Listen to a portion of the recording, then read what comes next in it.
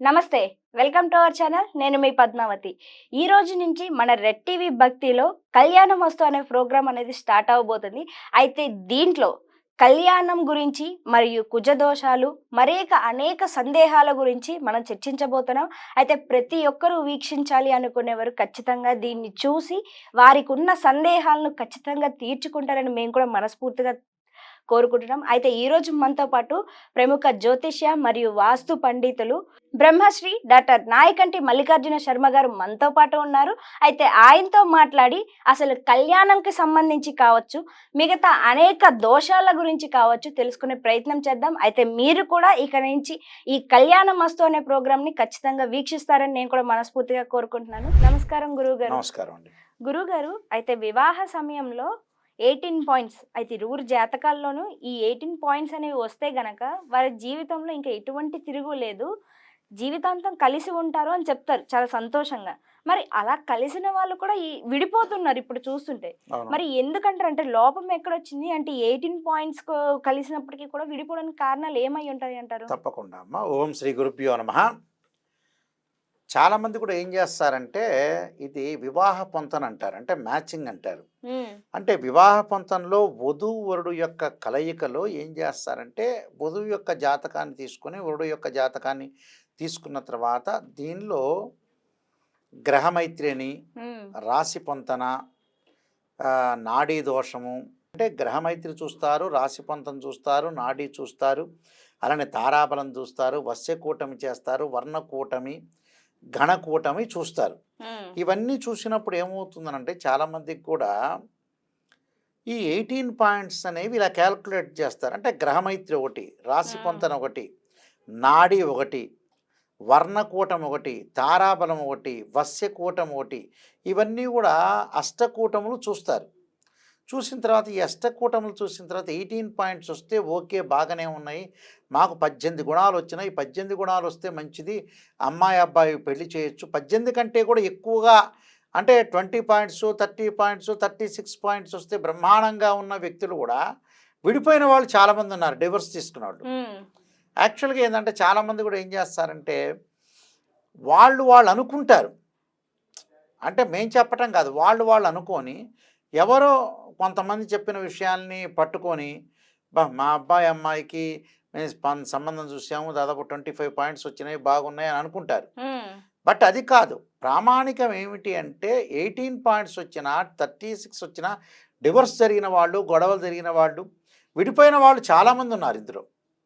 ఆ 18 పాయింట్స్నే ప్రాతిపదిక తీసుకోకూడదు. ఎంతవరకు తీసుకోవాలి? మాన్యువల్గా చూసేటప్పుడు మాత్రం తీసుకోవాలి. అంటే 18 పాయింట్స్ ఏంటంటే మెడికల్ టెర్మినాలజీ చెప్పాలంటే ఎక్స్రే. ఇన్డెప్త్గా సిటీ స్కాన్, ఎంఆర్ఐ స్కాన్ చేయాలంటే ఏంటంటే 2 జాతక చక్రాలను అనాలిసిస్ చేయాలి. అంటే సూక్ష్మంగా పరిశీలన చేయాలి. అప్పుడు సూక్ష్మంగా పరిశీలన చేసినప్పుడు మనకు ఎలా తెలుస్తుంది అని అంటే యాక్చువల్గా ఇద్దరు జాతకాలు, వధువు వరుల యొక్క జాతకాలను మనం తీసుకున్నప్పుడు కుజదోషాలని, శుక్రదోషాలని, సర్పదోషాలని, కాలసర్పదోషాలని, పునర్భవ దోషాలని, అలానే మాంగళిక దోషాలు, 2, 7, 8, 12 భావాలను అనాలిసిస్ చేయాలి. ఇవన్నీ అనాలిసిస్ చేయకుండా శుక్రదోషాలు, కుజదోషాలు ఇవన్నీ కూడా అనాలిసిస్ చేయకుండా మాకు 18 పాయింట్స్ వచ్చినాయి గురువుగారు, వెల్ అండ్ గుడ్ అనుకొని ముందుకెళ్తుంటారు వీళ్ళు. అది వాస్తవంగా శాస్త్రీయం కాదు. గుణమేళా చక్రం అనేది ఒక 1 ఆఫ్ ది పార్ట్ మ్యాచింగ్లో. ఇప్పుడు మ్యాచింగ్లో 1 ఆఫ్ ది పార్ట్. దాన్ని చూడకూడదని చెప్పను నేను, చూడాలి. కానీ అది చూడాలి. మెయిన్ ఇంపార్టెంట్ ఇన్డెప్త్గా గ్రహకుండలు చూడాలి. అంటే ఒక అబ్బాయికి మన జాతకాన్ని చూసేటప్పుడు రాశిచక్రము, భావచక్రము, నవాంశం అని 3 చక్రాలు ఇంపార్టెంట్. అమ్మాయి కూడా రాశిచక్రము, భావచక్రం, నవాంశం 3 ఇంపార్టెంట్. ఈ 3 చూసి ఈ మూడిట్లో ఉండే గ్రహాల యొక్క ఫలితాలు ఏ విధంగా ఉన్నాయి చూసుకున్న తర్వాత గుణమేళా పట్టిక దగ్గరికి వెళ్ళాలి.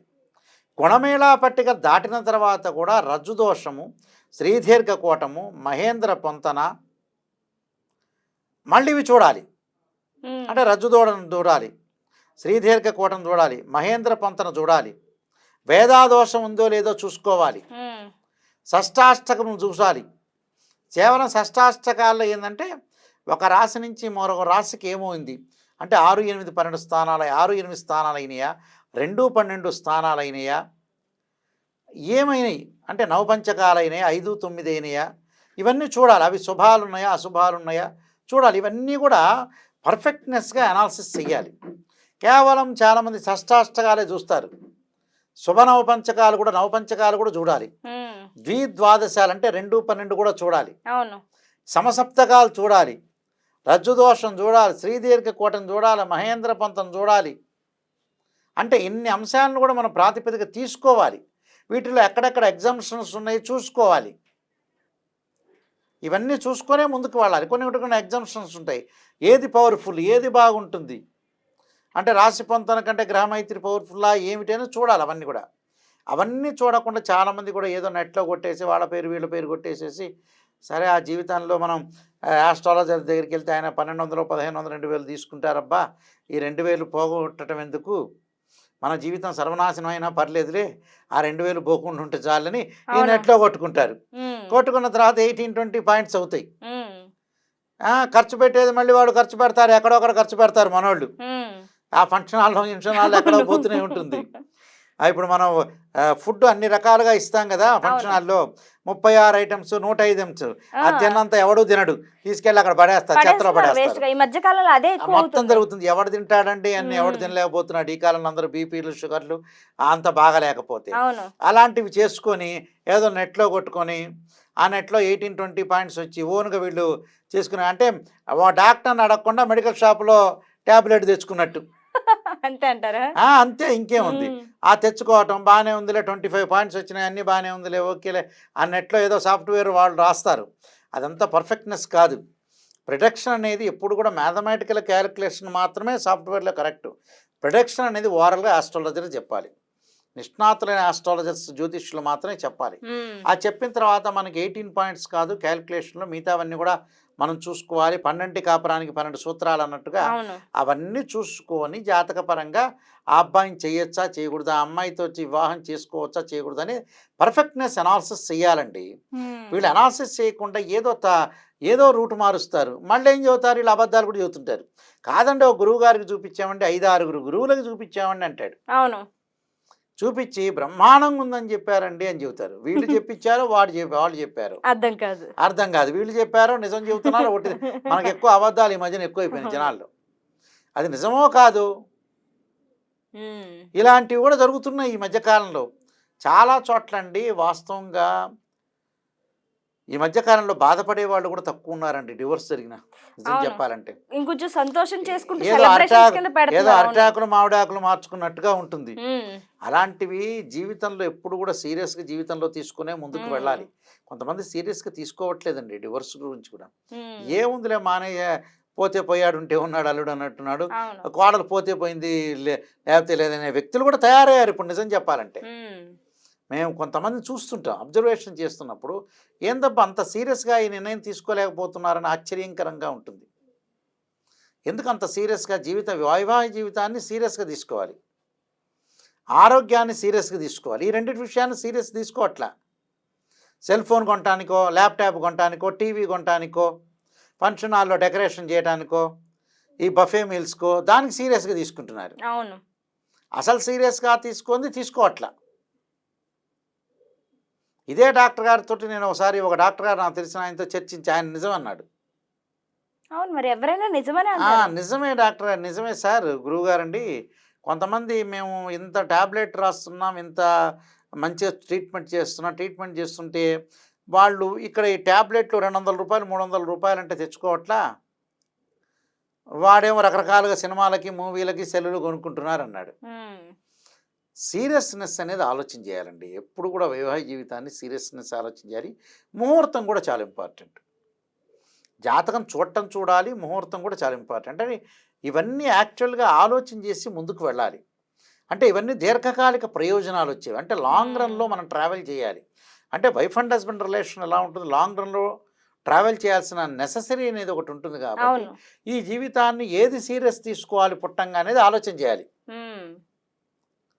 సీరియస్ తీసుకోవాల్సినవి ఇంపార్టెంట్ విషయాలు ఉంటాయి, దానికి మనం కాన్సన్ట్రేషన్ చేయాలి. జాతకపరంగా పర్ఫెక్ట్నెస్ చూపించుకోకుండా ఏదో చూసామంటే జీవితం ఏదో అయిపోతుంది. అవును. నెగ్లిజెన్సీ అనేది ఉండకూడదండి. హుహు. జాతకాన్ని క్లియర్గా చూపించుకోవాలి, దానికి ఏదైనా ఉంటే పరిహారాలు చేసుకోవాలి, ఆ పరిహారాలు చేసుకొని ముందుకు వెళ్ళాలి. ఇంకొంతమంది ఏం చేస్తున్నారంటే ఒక జ్యోతిష్యుడి దగ్గరికి, ఒక ఆస్ట్రాలజర్ దగ్గరికి వెళ్తారు. ఈయన మాకు అనుగుణంగా చెప్పలేదండి గురువుగారండి, మాకు పాజిటివ్ చెప్పలేదండి, పాపం నెగిటివ్ చెప్పారు ఈ గురువుగారు అంటాడు.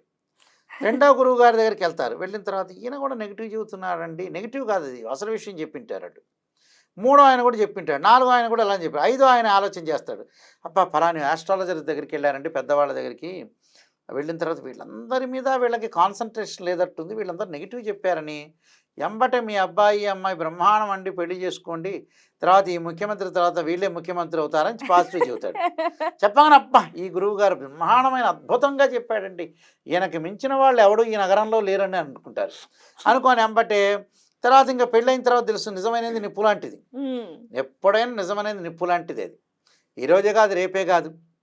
ఆ నిప్పు లాంటి నిజం తర్వాత తెలుసుకున్న తర్వాత కోర్టులో తిరుగుతుంటారు, అప్పుడు కోర్టు పోలీస్ స్టేషన్ చుట్టూ తిరుగుతుంటారు. అప్పుడు ఏం చేస్తారు, ప్రయోజనం ఏముండదు. మరికొంతమంది ఏం చేస్తుంటారంటే వెళ్ళామండి వాళ్ళ దగ్గరికి వెళ్ళాం వీళ్ళ దగ్గరికి వెళ్ళామని చెబుతుంటారు. అది కూడా కొన్ని రకరకాలుగా చెబుతుంటారు. వీళ్ళ దొరికిన వాళ్ళు ఎవరు, చెప్పిన వాళ్ళు ఎవరు, వీళ్ళు చూపించుకున్న వాళ్ళు ఎవరో తెలియదు. అదే గ్రంథం ఆధారం ఉందా, గ్రంథంలో ఉందా అంటే ఉండదు. ఇవన్నీ ఏమిటంటే అండి మానవ తప్పిదాలండి.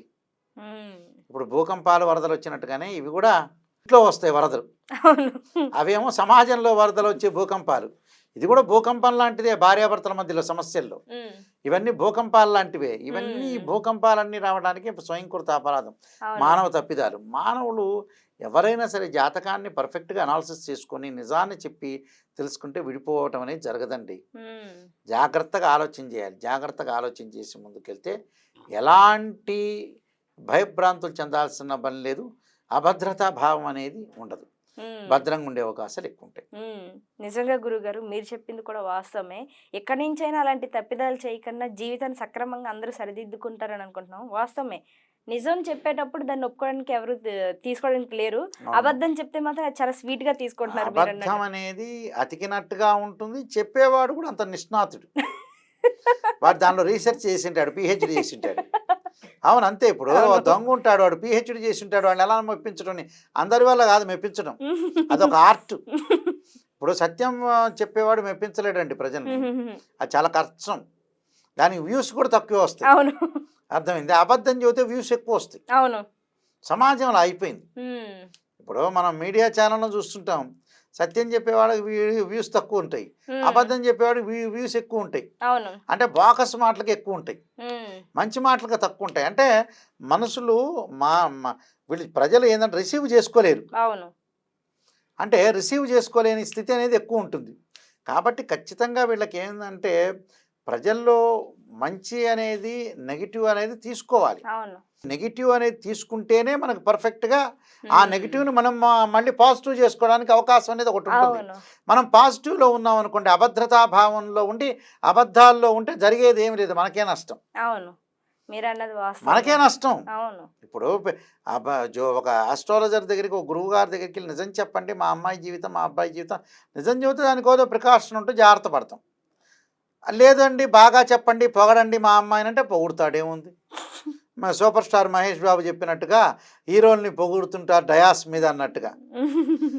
సినిమాలు ఓపెనింగ్ ఉంటాయి కదా, ఆడియో ఫంక్షన్స్, దానిలో పొగినట్టు పొగుడుతుంటాడు, తప్పేముంది. ఆ పొగట్టానికి జ్యోతిష్యుల దగ్గరికి రావటం ఎందుకు, వాళ్ళే పొగడవచ్చు, ఆ కన్సల్టింగ్ ఫీజు ఎందుకు దండగా, అలా పొగిడించుకుంటారు చాలామంది.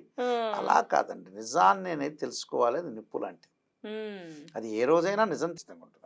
నిజంగా గురుగారు మీరు అన్నది వాస్తవమే, కానీ ఇంతటి చక్కటి సమాచారాన్ని అందరికీ అర్థమయ్యే రీతిలో మాకు అందించడం అనేది నిజంగా చాలా గొప్ప మనసు సార్ మీది కూడా. నిజంగా ధన్యవాదాలు గురుగారు అందరికీ తెలియజేస్తున్నందుకు. తప్పకుండా అమ్మా, నమస్కారం.